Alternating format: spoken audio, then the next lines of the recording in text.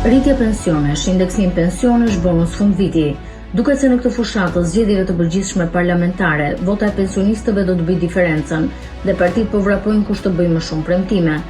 Aktualisht janë rreth 705.000 pensionistë që përfitojnë nga skema e pensioneve, ndërsa numri i kontribuesve është rreth 827.000. Një raport që po përkeqësohet me shpejtësi.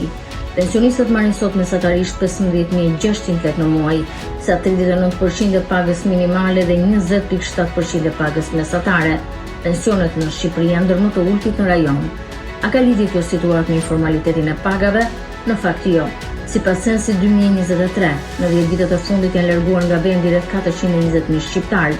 Nëse secili prej tyre do të paguante rreth 1.200 euro kontribut vjetor për sigurimet, ja ku dolën 500 milion euro, që kryeministri ka deklaruar se duhen për rritjen e pensioneve.